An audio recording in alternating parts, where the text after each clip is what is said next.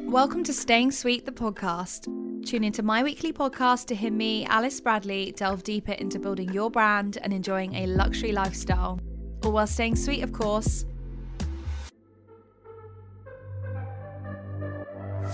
Whether you're looking to level up in business, start something of your own, or balance a more exciting, fulfilling, and healthier lifestyle, each episode will be created especially to inspire and encourage your own success, so you can really have it all. Plus, don't miss out on the Staying Sweet specials, a series of exclusive interviews and conversations with Alice Bradley's network of inspiring entrepreneurs and brand owners. Always protect your sweetness, your light is not a weakness. Don't forget, there are new episodes every Monday. For daily content, you can check out my Instagram and you can follow me at alicelucybradley. Stay sweet.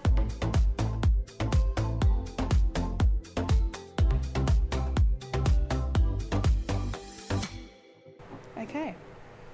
Welcome back to the Staying Sweet podcast, guys. I am joined today by Glenister. Hello. Hello. It's lovely to have you on the podcast, and actually you're my first male guest. Am I? How do you feel about that? Honoured completely. I'm so pleased, and it's because it's you as well. Amazing. And I feel like it's a bit of a funny backstory how we met. It's been quite a few years, hasn't it, since we saw each other. We met initially at a private members club, didn't we? Yes, yeah. It was like a networking event. Yeah, it was amazing. And then we just got on really well, and you started to help me with my Instagram. You took over my Instagram. Yes, indeed. I thought, should I ever hand over my Instagrams?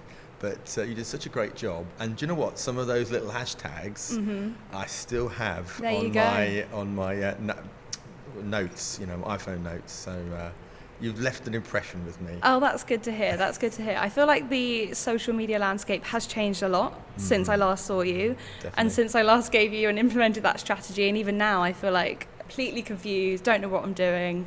How have you now navigated working in influencer marketing and also working with social media when it's changing so much? Oh dear, I mean, what's happened since I last saw you has been quite a whirlwind. Obviously, we've had the pandemic, which has changed. And, I would say that working on my own, I had real moments of, what the hell am I doing, bearing in mind, I was destined to have a life in the promotional products industry. I was Mr. Merchandise for so many years. Everybody knew I led the industry body. That was what it was. And in 2018, I decided to leave that and just continue to help and advise other associations about their strategy, not thinking for a moment I would enter this world of influencer marketing. And it was a chance meeting I had with with my friend that runs the Branded Content Marketing Association in a Soho hotel, which I'll never forget. And we were just about to leave, and I said to him, what about these influencers there? They're all over the news, but there's bad stuff going on, and it feels like it's a bit of a wild west. And I said to him, who is representing the influencers? Who's representing the industry? Yes, there's organisations that represent the agencies and the brands, but nobody really representing this sector. So we decided the back end of 2018 to launch this division. And so much has happened since then. I've launched my podcast, Influence, the global podcast, now on its 4th season. Amazing. You've had some great guests on there. Really great guests. Big influencers as well. I've seen the likes of Josie London on there. Yeah. And it's really exciting to see that. Absolutely. And TV's Dan Snow. And of course, what happened, but it wasn't like that to begin with. And the amount of people that say to me, I want to be an influencer. And one thing I always say to people is that nothing happens overnight. You've got to be digging the trenches. You've got to be consistent with what you do, and you absolutely must have a purpose, a goal, and a vision, not just for what you want, but actually what you think your audience is going to be. It's almost like creating a mood board for what that typical audience is going to look like. And obviously the other big thing for me was I didn't think there were many books around guidance and help. So I remember going to a marketing show, and I saw Kogan Page, which are a business book publisher. And I said to the guy behind the counter, I said, "You've got a book on influencer marketing?" And they said, "Well, no." So I thought, what? This is a massively growing sector. Not even a book for dummies. Not even a book for dummies. No. So I thought, why don't I create something? Why don't I write something from my eyes, from the person that's new to the sector, which means I've got no baggage, which means I'm not going to overwhelm people with terminology, which sometimes happens within an industry. Make it, simple and easy to read. But I also realised, I'm only fresh into the industry. How can I be seen as the authority? And I've always believed in the principle, Alice, of you get credibility by association. And it has never left me. This whole, who are in your circle of influence? Who are the godfathers of your industry? And that was the strategy and approach I took. So I interviewed loads of people for that. And the book has done extremely well. It's been shortlisted for Business Book of the Year, and very soon I'm going to Brazil to promote the Portuguese version of it. Amazing. Which I'm very, very excited about. And they've supplemented it with a film, so we've also made a documentary on influencer marketing, all in Portuguese, of course. Yes. Which, given I don't speak Portuguese... I was wondering what the tie was to Portugal and Brazil. No, because... Well, I'll tell you why. Because the publisher sells the rights to the book to other countries, and this guy in Brazil decided this is a great book. We're the 5th biggest market for influencer marketing, and we don't have a book in Portuguese. So I'm going to take it on, but it ballooned. I'm creating qualification for them, a course, some webinars, speaking at a university, because I still think the biggest thing with influencer marketing is education. People know that they feel they want to do it. They know their competitors are doing it. What is it all?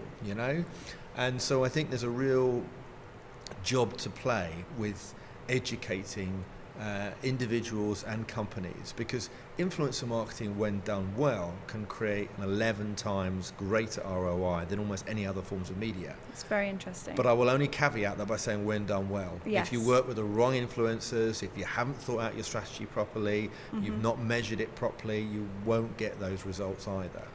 Definitely. So if you were an establishing brand, maybe you're growing a business or you're an entrepreneur, how would you scale that influencer marketing as a smaller business?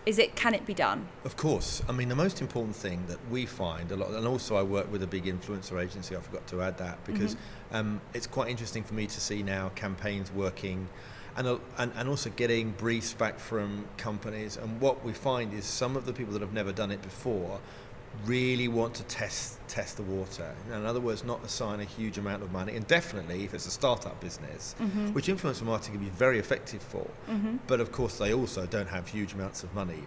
And if you want to get real great success, you've got to pay the creators. Yes. And I know a lot of companies out there still believe in the principle of gifting and reaching out to them, and that's fine. But remember, when you're gifting something, you can't guarantee at all that the influencer is going to post it or share it.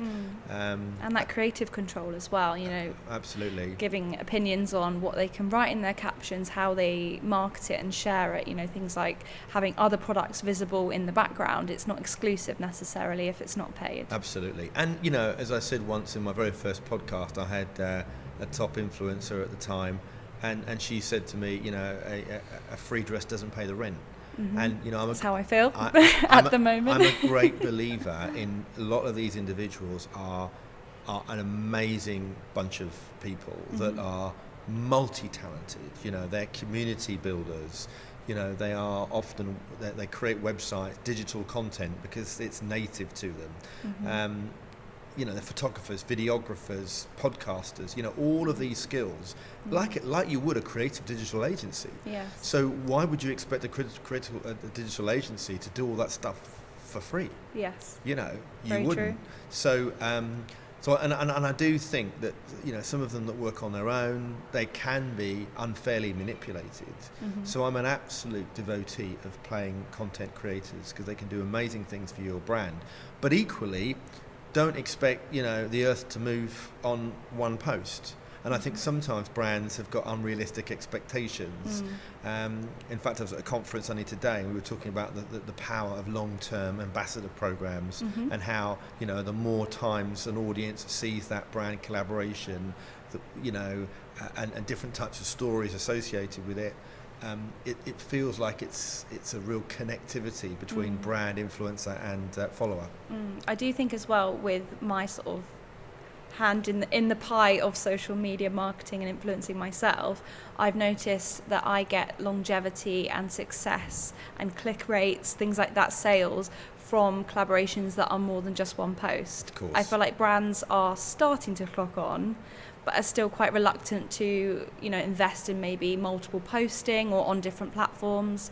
Things like TikTok. How do you feel about TikTok? Because obviously that's a real uncharted territory for, influencer marketing strategies. I mean, TikTok is blowing up like you wouldn't believe. Yes. But what's really interesting about TikTok is that they're now investing a lot of their advertising offline. So they're sponsoring football, cricket, all of these other types of events. So you're seeing the TikTok brand really go places. So they're making money. And they're making money. Clearly they're making Yeah. money, because also the levels of views, because it's an entertainment channel, are phenomenal, and brands are putting millions in this, because arguably what they want to try and do is create mass awareness, and if they can entertain their consumers in such a way through these individuals organically, then they're bringing them almost through that consideration funnel, and then gradually they're teasing them with other content and say, hey guys, I hope you liked our video, I'm working with Barclaycard at the moment, or something, so that it feels like it's not in your face advertising, but it feels like it's seamless and relevant. So yeah, I mean, I'm actually on TikTok. I mean, it's not only recently, but I mean, I to be honest, I love watching it. It's very addictive. Oh, it's so addictive. Oh, my and because goodness. it's a For You page, every scroll is tailored more and more towards what you're engaging with. Which is perfect advertising. This is Yes. what we want now. We want personalization of ads and content. I think people's attention span is growing less and less and less, because we've got so much content coming towards us, and it's particularly relevant to a Gen Z audience. They've got an attention span of a bloody gnat. Yeah, that kind of scares me in some capacity as well. Yeah. Because that consumerism, is that going to ultimately implode?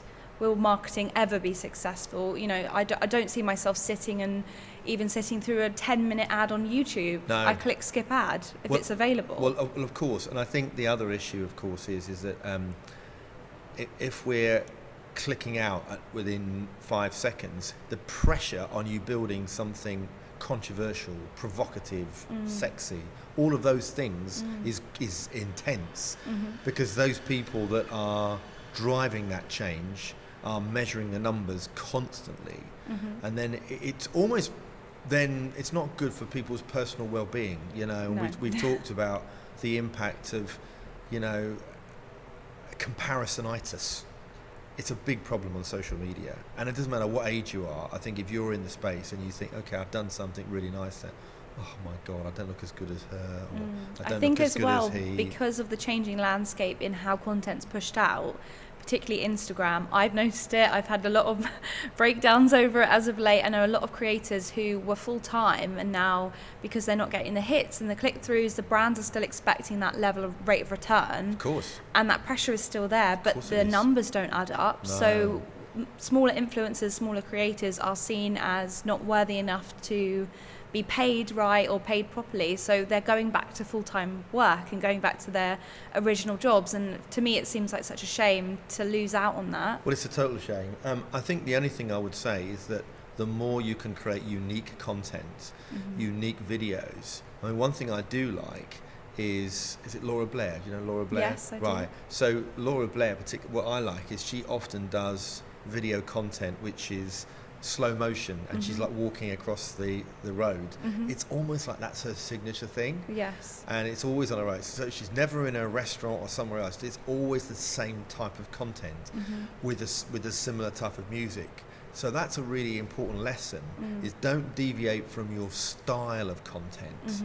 But could I argue an alternative point? I have noticed with things like Reels, the Reels platform, you essentially gain traction from audio use, trending audio, similar to TikTok. Absolutely. Would you argue that there is lack of variety because creators are having to use specific sounds? You hear the sound over and over and over again. You're manipulated in some sense, tied down to maybe 5 or 6 trending sounds in order to gain views and traction. Do you think creators are losing that, standout factor? Maybe. I think, I mean, look, I don't have a huge amount of audience on my Instagram at the end of the day, and I think to myself, oh, blimey, you know. But I also think to myself, that's because what I'm talking about is I'm educating people about influencer marketing, and the only people I'm interested in that I want are people that are interested in that particular subject. You know, it's not, you know, I'm not a lifestyle creator, I'm not a foodie, which I know just generally would get way more hits. I think with what you do though, it would do so well on TikTok, because people are wanting to engage. I find I only save down and view content that I'm learning from. So I actually watch quite a lot of influencer marketing strategy content. Do you? So it's interesting that I would never consume that on Instagram, but I would on TikTok. Would you? Yes. Okay, so I have put some I have put some little videos out there. So maybe I think it's the challenge we all have is we're so busy. And we can so easily get distracted by stuff. And me, typically, you know, I do multiple things. You know, even by the time I've finished telling somebody what I do for a job, I feel exhausted myself, let alone for the other interviewer. That is relatable. But you know what? It also, I think it's about planning and preparation, and making sure that you allocate certain time, and that you don't keep saying yes to everything. I mean, I did that in COVID. I said, yeah, okay, I'll come and speak on that webinar. And what you forget is the time it's going to take to put those presentation pitches together, the time that you've allocated, and what have you really got out of it? And they say sometimes, oh, well, you're going to be in front of all this audience, you know, and they're all going to be interested in what you do. Yeah, and is that a pig I saw fly through the sky? You know, the reality is, see your time as the biggest exchange, you know. Don't work for free, ever. But when I say don't work... Something I need to learn. So when I say don't work for free, it doesn't mean to say that has to be a payment, yes, but it has to be a value exchange. The very least it might be is a testimonial on LinkedIn or something that they can share in a Facebook group. I always do that. And the amount of people that said, of course, Gordon, I'll happily. And of course, when people then see lots of Facebook testimonials, all it's doing is adding value to my personal brand. And I've not written it, they have. So other people, when they do come to me, oh, I've heard so much about you, you know, well, I might have seeded some of that. Yes. But the reality is, to the wide masses, is that, you know, Gordon's a good guy, wants to speak to people, happy to do so. But also, and it's the same for you, you know, we were just talking before this, you literally can be, you know, working round the clock, even like writing articles. Yes. What are you really getting out of those articles? You know, exactly. I say, look, the very minimum I want is a backlink. Yeah. And if that isn't going to happen, you know what? I don't know. It needs to direct back to you and in some way help, you know. But always be thinking of, remember, if they're selling advertising on the back of an article that you've written, question what else you can, you know, can I at least have the stats? Can you include me in an event? Can you get me some VIP tickets to something? You know, really think about what you are providing for them as an expert. Because so often people get excited by the headlights. And look, I've been there myself. But you know, have value in your own content. And with someone who might be establishing themselves, creating a business for themselves, how would you merge together the influencer marketing strategy and what they're already doing to build their personal brand? Say, for instance, they have a product or a service that they're trying to sell. What would you offer to them in order to help them know what their strategy is going to be? So personally, from my point of view, I have a Facebook group, which anybody can join for free. I have what I call a weekly moment, and that is a round table event at 8:30 on a Wednesday.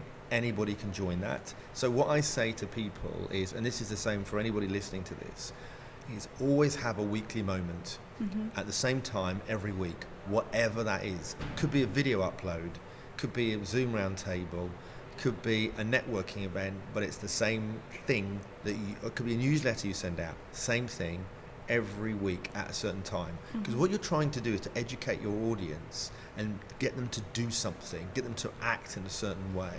And even if loads of people cannot make my weekly round table, but nearly all of them know I do it. So it's the subtle brand. Never forget that just because people aren't showing up always, they don't know what you're doing. That's a very interesting point. Yeah. So because what you the want, silent watchers. the silent watchers, as right? well. A brand is what somebody says about you when you're not in the room, right? Very true. So very true. Lots of words of wisdom. So I feel like you're like directly speaking to me as well. I feel like I needed this pep talk. it's included. Fantastic. But I think it's just as well for helping small businesses. I'd be happy to have a little bit of time with any of your listeners. If they want 20 minutes of my time on a Zoom, I'm more than happy to do that. Or but the reason I say that is because, and I'm a great believer in, we need mentors. We need somebody to prod and poke us. When you work on your own, you have no filter. You only have what you believe is right? And somebody, I always say to my clients, I'm going to be your best ever critic, right? Because I'm coming from a position of love, warmth and care.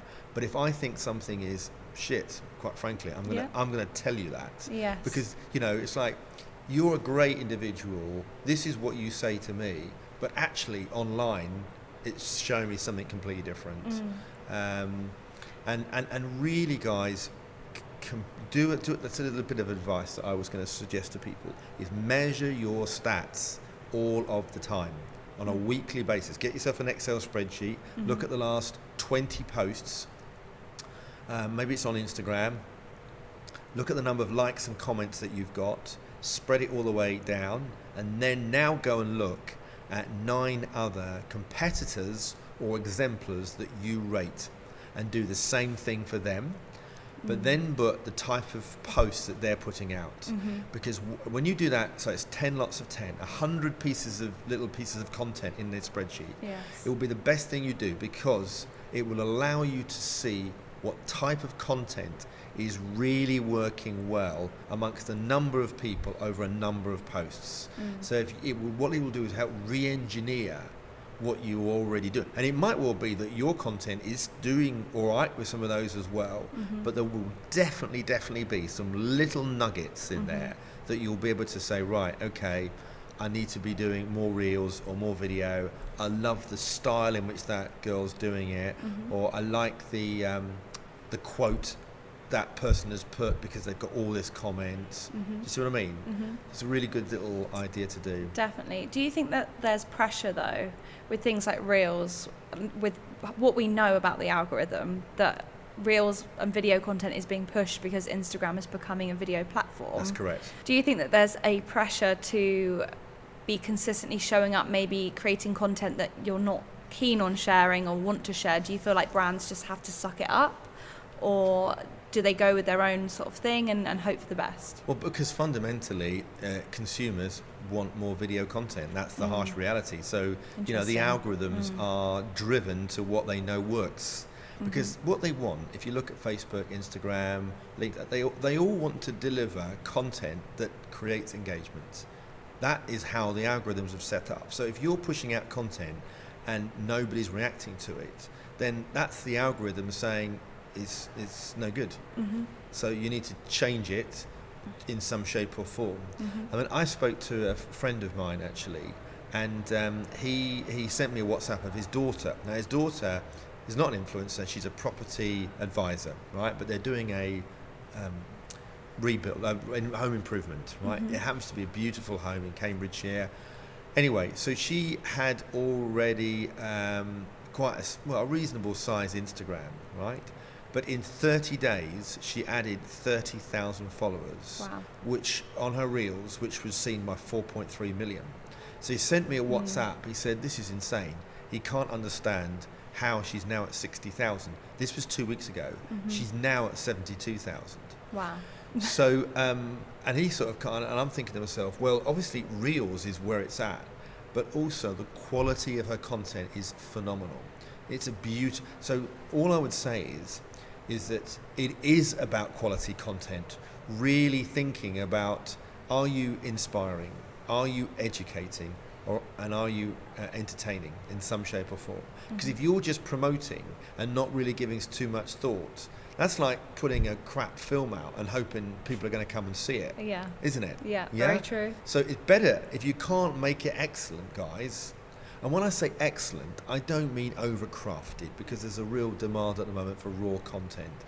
But people want to see the real you. They want to see the real authentic. They want to see the behind the scenes stuff. How did you create this? I'm noticing it more with actual specifically fashion brands or accessories brands. They're doing more behind the scenes in the office, jokey stuff on TikTok, vlog our day kind of vibes. Yeah. I feel like that is performing so well at the moment. Oh, it really is. I mean, I saw one of the big, I've forgotten her name now, singers, but there was some video content of her walking to her performance backstage. So obviously the crew is taking pictures of her looking all amazing, and so that's a classic example of her just about to go on stage.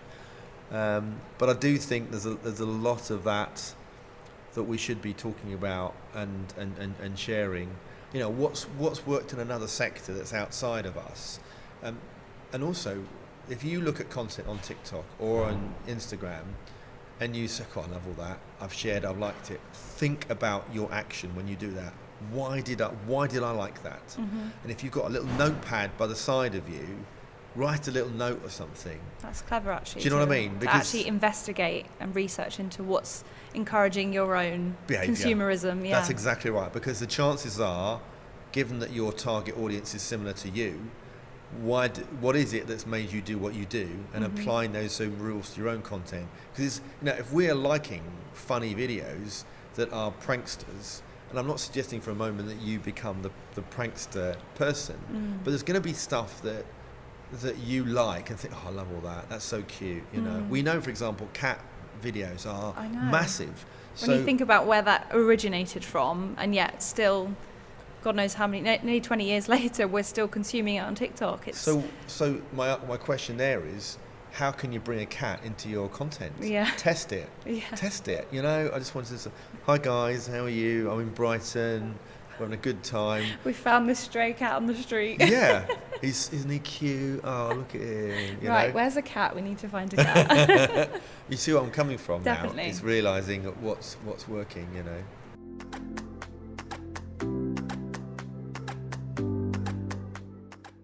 Okay, so sort of touching on something a little bit deeper within the influencer marketing strategy, how would you establish boundaries with political opinions and particular things that are arising in a public forum and wider affairs? How can a brand navigate those wider issues? Well, we were talking, weren't we, about vaccination, and some last year, I know the NHS were trying to encourage influencers to do that. I would suggest that is potentially a hot potato, because there's going to be people that follow you or other content creators that, quite frankly, don't want to see that type of content, and may well say, you know, "It was nice knowing you, Alice, but I'm off." Yeah. Do you know what I mean? So I think, you know, individuals, content creators, should steer away from political things unless it's part of their value proposition. In other words, they really do believe strongly about it, then that's absolutely fine. And a brand needs to know that actually when they're working with an individual like that, it's not just about these are the brands that they work with and this is the content they create, but they have, you know, characteristics about their own personal profile, you know, and the brand can make a decision either way as to whether or not they want to work with that content creator. I'll tell you what I do feel strongly about is definitely the diversity pay gap. You know, if it's based on performance and based on quality of content, every content creator should be paid the same, regardless of colour, creed, or culture, or anything like that. And you know what I think the communities are calling out more is what I call diversity tokenism. In other words, they're sticking rainbow colours in their, you know, "Oh, this is Pride Week. We want to be. Let's create a little campaign that says we're this, and this for one day, hoping that we'll get a few more LGBT followers on the back of it." there's a greater chance they could even be called out for that. I feel like a lot of brands have been. Yeah. And it's been kind of easy, recognisable as of late. It's very performative. The objectives aren't clear. Yeah. It's just sort of face value stuff. Yeah, and I think, you know, if you want to, I mean, let's not forget the LGBT community, for example, have money. You know, money is the same colour for all, isn't it? So, you know, by you not having a diverse set of creators, aren't you missing out on a real goldmine of opportunity of those niche and highly valuable audiences? And I think, I know that there's an organisation in America who has quite a diverse group of individuals that work within the agency. And when they've put forward a number of creators for a campaign, and when the brand comes back and said, yeah, we just want these white girls, you know. Which it typically ends up being. That's it. And they have pushed back, where there have been occasions where they have said, no, this isn't for us, because we have values in our business that we think are really, really important. We almost, that's part of working with us. And I praise them for that. I think it's really, really good. So, and I think other political issues, we talked about Black Lives Matter as well, with the Black Square and stuff like that, became a bit of a challenge and an issue. And it's, you know, the problem with politics, they say, don't talk about politics, sex and religion, you know, because they are diverse, they are controversial. And it may well be picked up with you know, brands that want to work with creators that don't have those political overtones, because they're worried about brand safety more than anything else. And do you think that a smaller brand or an establishing entrepreneur should avoid those things or navigate around it slightly differently? I feel like when you are establishing yourself as a creator, it's you and solely you that's in charge of your public image. You are PRing yourself, you're media training yourself. Yeah. What do you do that helps strategize that and implement that plan? Do you offer something that can almost media train those creators and those brands? Is that something you'd want to do? Well, I mean, what I do as an individual, I help people, you know, grow their personal influence online, and within that, there's going to be areas that I would suggest people avoid, and there's going to be other areas that are, you know, it's what that individual is all about. So you could argue they could be an ambassador for a cause, you know, for a very personal issue or challenge. You know, for example, on the environment, which we know is a hugely popular area, but for some reason it can also be controversial. Well, you know, when a brand's working with an influencer, you know, you're dealing with a human being at the end of the day. You're not dealing with a billboard or a taxi advert or a television ad. You're dealing with somebody that is authentic and genuine, warts and all. And quite frankly, I mean, I know, for example, on YouTube, I mean, some of those YouTubers, the more they swear, the bigger the views. You know, it's which never used to be the case. No, I mean, to get demonetized. That's right, but it's crazy, you know, crazy content sometimes. But you know, I think the audience don't want them to be, what's the word now, over manipulated. The reason why they're subscribing to them is because they're free, they can relate to them. And that's one of the most important things for a follower and an influencer is relatability, isn't it? Definitely. So, you know, if they're overprotected, overmanaged, can't speak about this and can't speak about that. I mean, look at celebrities, for example. You know, they have opinions on all things. Definitely. You know, I'm sure you follow people, you want them to say something about certain things. You know, vegan influencers, for example, are going to have a view on veganism. Definitely. You know. Stars like Lewis Hamilton, you know, coming out as vegan. There you go, you know, so. Definitely. It's really interesting to watch the landscape change and how a trusted voice is changing. It's not so much that you have to believe this, X, Y, and Z. It's actually challenging those beliefs and having a wide range of views and actually accepting them and allowing them to take their own shape in their own place. 100%. You speak highly as well of business influencers and labeling yourself as one.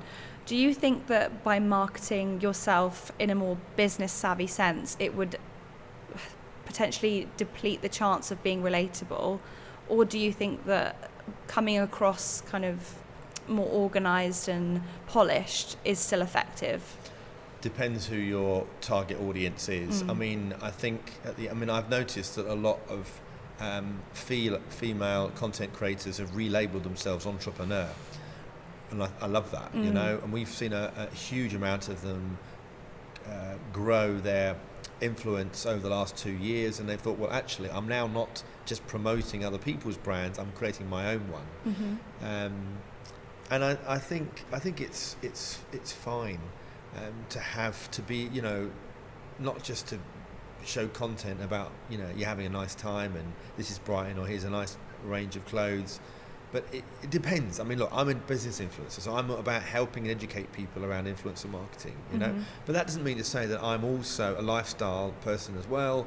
I might go to a motor show, I might go to an event, and what I would probably do is do more of that on my stories, whereas on my post feed it's a lot more about, you know, practical tips and advice, because that's what I'm about, right? Whereas you are a lifestyle fashion influencer, and, you know, I would expect to see you know, different garments that you're wearing out and about in different locations, and be consistent with that. You do a great job of that, of course. So I think for me, if you were to start to give business advice, it might seem as though that didn't relate to your audience, unless you were to create a separate account. Which actually I've done for this podcast. Amazing. Which is quite interesting. Well, then that makes absolute sense. So for you to actually create snippets of advice from you and some of your guests, absolutely. But what I wouldn't suggest is that you put advice and tips within your largely fashionable. It would seem incongruous. And what's your opinion on, I'm not going to name specific names, but maybe past Love Islanders or creators of that sort of background? What would you say to those creators who have pivoted where they established themselves from and now stand within business? So people going into like advocacy and marketing and kind of pitching for rights or specific things they believe in. Do you believe that there's room for those types of creators? Can they pivot in such a dramatic way? Yeah, I mean, look, I've got no problem with individuals that have used TV exposure to promote their brand. I mean, I happen to know one personally really well. She's a fashion influencer. She appeared for a short time on Love Island, but actually when it finished, she removed that from her bio.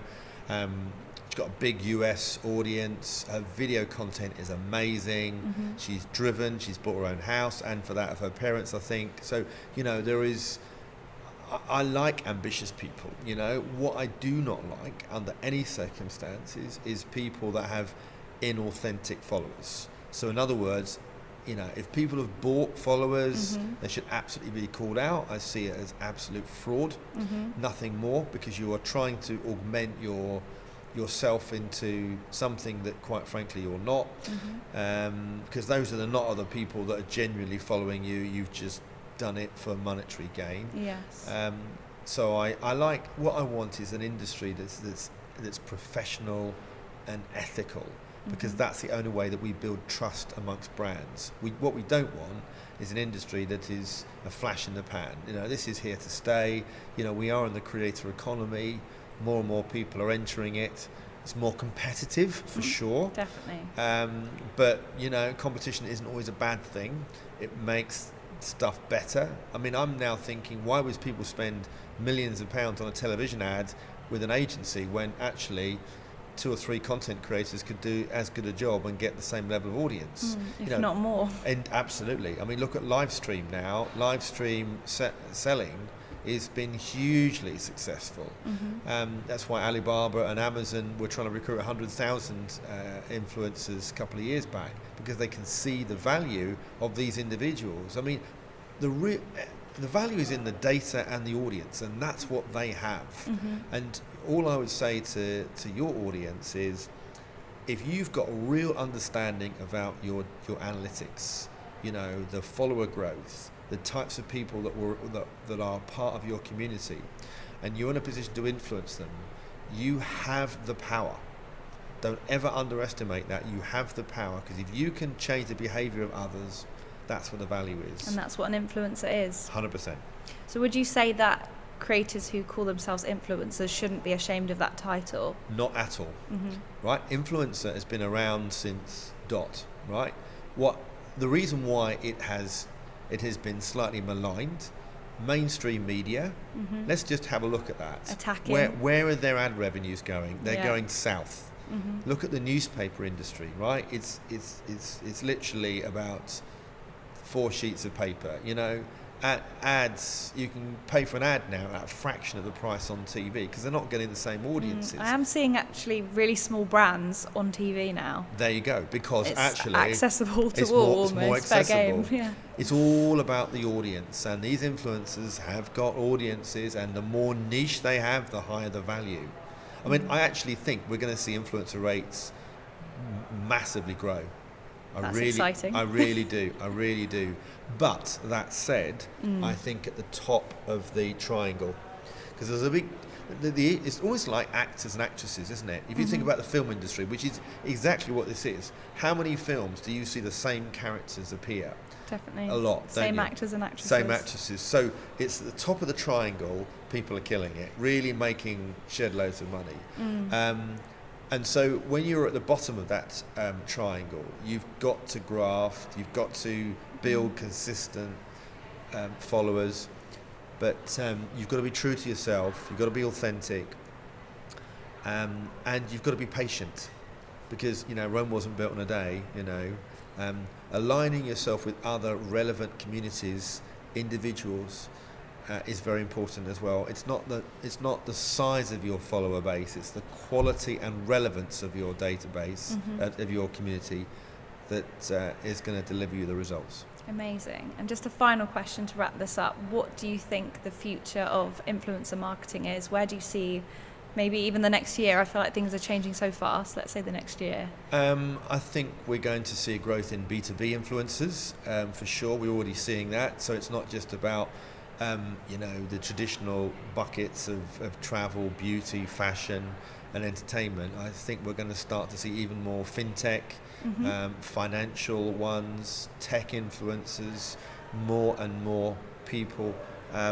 Obviously, way more video content, more and more of that. I think we're going to see more episodal content as well. So it's not just here's a one video. And we're actually starting to see that with comedy, where so I think brand partnerships are going to grow. I mean, the industry is expected to be valued at around £20 billion in the next couple of years or so. It's already growing rapidly, and I think we're going to see even greater technology around some of the influencer platforms, because there's so many of them. They're all trying to outdo each other, which means that, as I said a minute ago, competition is good. There'll be better systems for identifying the right level of influencers, and getting those metrics absolutely on the money. And hopefully weed out the inauthentic sort of... For sure. Ones that are buying followers. Well, interestingly enough, Advertising Standards Authority had this done this report now on identifying those individuals that have not been disclosing stuff. But what they're going to be bringing in is some AI technology, which is going to be literally identifying a whole bunch of influencers that are this size following, in the same way that the tax office will do that. Yes. They'll do some stuff at random that are outside a certain guidelines, which I think is good, because for me a law is only as good as the enforcement behind it. Yes, definitely. Amazing. It's been so nice to chat with you. I feel like I've learned so much, and it's been nice to have someone new on the podcast. Thank you so much for joining me. Oh, it's been a pleasure. I'd love to see you as well. Thank you. Thank you so much for tuning in to Staying Sweet, the podcast. If you enjoyed listening, please do leave a review, and I will catch you next week for a new episode. Stay sweet.